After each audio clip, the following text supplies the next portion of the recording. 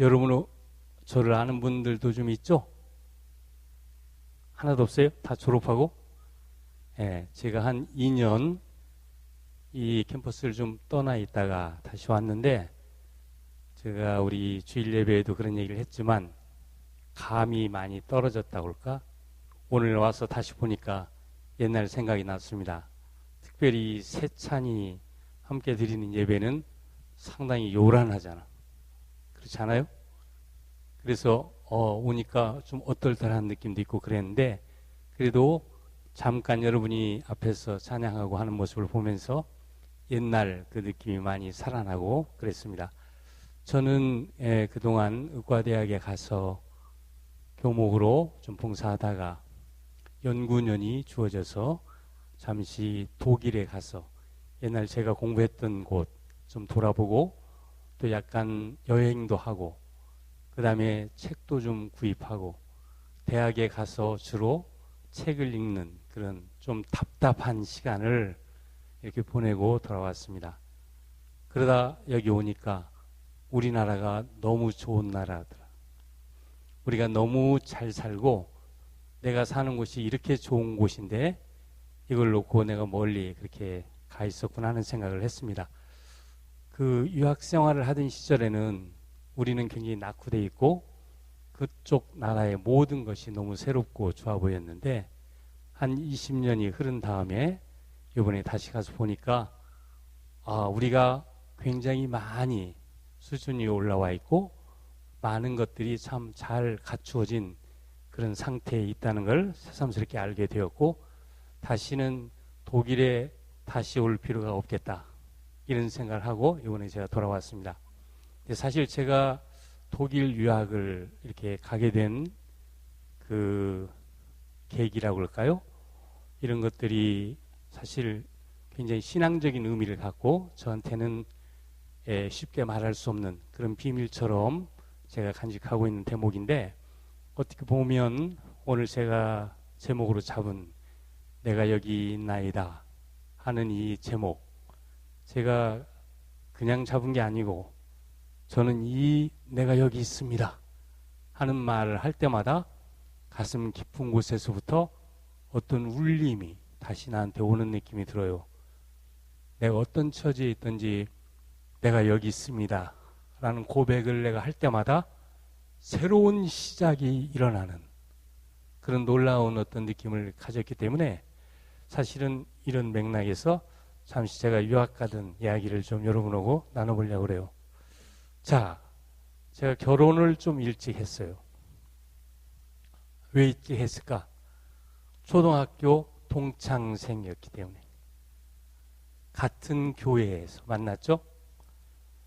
굉장히 신앙이 엄격한 목사님 밑에서 있었기 때문에 학창시절, 그러니까 중고등학교 예배를 같이 드렸지만 그렇게 뭐 가까이 한다는 이런 기회가 전혀 주어지지 않았습니다. 그냥 멀리서 뭐 보고 그러다가 고등학교 2학년 때인가요? 교회 안에 학생회에 무슨 임원 같은 걸 맡기는데 저는 별로 그게 관심이 없었는데 어떻게 하다 보니까 임원이 됐어요. 그러니까 이제 지금 우리 집사람하고 같이 뭐 임원으로 섬기게 되는 그런 계기가 있었죠. 그러다 보니까 이제 어떻게 좀 이 호감이 이렇게 싹 텄던 것 같아요. 근데 나는 별로 생각을 못했습니다.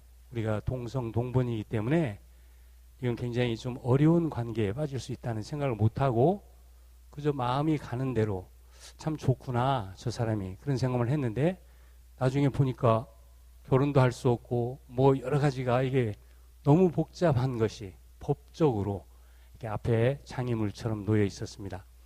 그러나 어쨌든 이래저래 해서 그런 벽을 뚫고 한번 넘어왔죠. 근데 사실 그러다가 유학 전에는 제가 어느 출판사에서 기독교 출판사 예전에 선교사님들이 와서 세웠던 그 기독교 출판 기관이 있습니다. 한 100여 년 된 기관.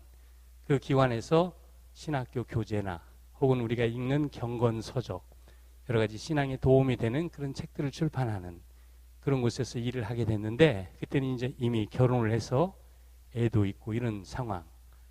그래서 뭐 유학을 간다는 이런 생각은 전혀 하지를 못했습니다.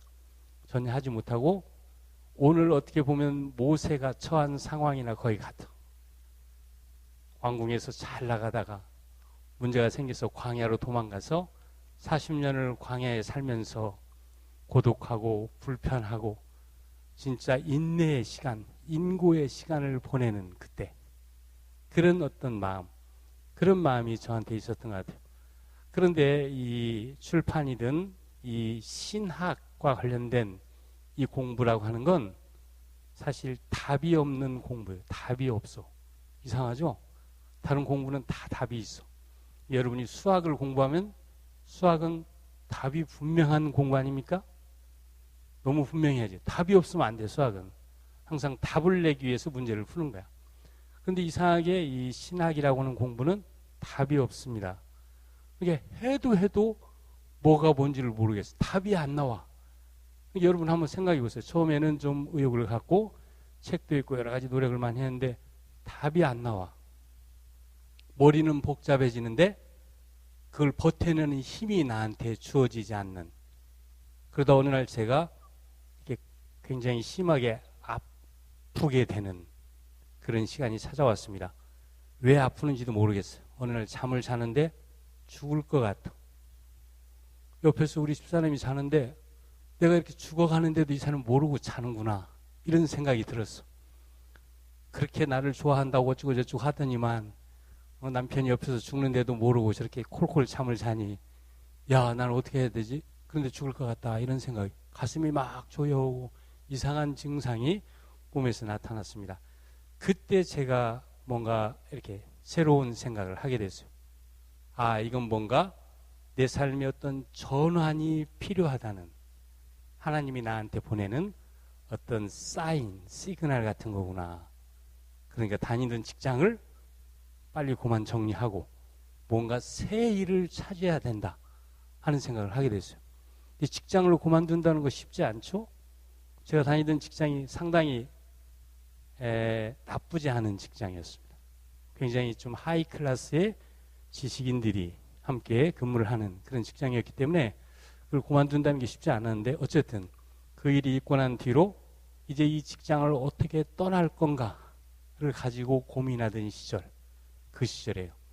그런데 오늘 모세에게 갑자기 하나님이 이상한 호렙산에서 떨기나무 가지에 불을 붙여서 이상한 현상을 보여준 것처럼 저는 한 번도 생각하지 않았던 어떤 한 목사님이 갑자기 저를 찾아왔습니다. 찾아와서 독일에 한번 나가서 공부해 보지 않겠냐고. 제가 무슨 생각이 들었을까요? 독일어? 이야, 그거 너무 어려운 공부야. 근데 고등학교 때 잠깐 배워봤지만 외울 게 너무 많더라. 그걸 어떻게 말로 하니? 무슨 단어에 성이 있어, 성. 남성, 여성, 중성. 그걸 어떻게 다 외워? 그 다음 뭐 데어데스 때문에 이게 변화가 너무 복잡해? 이런 말을 새로 배우라? 아유, 나는 못해. 그래서 처음부터 정말 아니, 난 못 간다. 내 지금 형편으로도 그렇고 도저히 갈 수 있는 상황이 아니야. 근데 이상하게 이 목사님이 저고 교단도 다르고 그런 목사님인데 아니라는 거야. 그리고 서류를 자기가 다 만들어 왔어. 도장만 찍으래. 이상하잖아요. 도장만 찍으면 이 서류가 독일로 날아간대. 하도 그래서 도장만 찍었어, 정말. 그랬더니 정말 독일에 보냈대요. 그래서 제가 하도 그래서 궁금해서 물어봤어. 독일에 이렇게 나가 있다 들어온 어떤 선배가 있어서 이런 일이 있어서 제가 도장을 찍어서 이렇게 보냈다고 그러는데 이게 될 일입니까? 안 된대. 거기는 굉장히 좋은 장학기관이고 택도 없는 소리다. 이게 꿈도 꾸지 마라 그러더라고. 그러니까 힘이 빠졌어요. 그리고 아, 이거 안 되는 일을 이 목사님이 와서 괜히 일을 만들었구나 그런 생각을 했어요. 그런데 내가 지금까지 살아오면서 느끼던 하나님의 어떤 시그널, 이걸 추측해서 보면 뭐가 돼야만 하는 시간이야. 언제나 내 삶에서 뭐라 할까요? 온몸에 힘이 없어지고 정말 모든 것이 턱 밑까지 차서 더 이상은 못하겠다 하는 생각이 들 때마다 이상하게 하나님이 이렇게 길을 바꾸어 줬던 그런 경험을 가지고 있기 때문에 이때는 뭔가 시그널이 와야 되는데 안 된다고 하니까 안 되는가 보다 그렇게 생각했는데 그 선배가 안 된다고 한 지 딱 2주일 후에 독일에서 갑자기 편지가 날라온 거예요. 당신 받아들여졌다. 너무 웃기는 거예요. 너무 웃겨. 그리고 또 하나의 편지가 하나 더 왔어. 이 편지를 가지고 지금 당장 독일 문화원에 찾아가십시오. 그럼 당신을 1착으로 받아줄 거래. 거기서 언어를 잠깐 배우고 독일에 오십시오. 이런 편지야. 왜냐하면 그 문화원에 들어가는 게 굉장히 어려웠습니다. 우리 때. 전날 저녁 때부터 줄을 서가지고 기다려야 돼.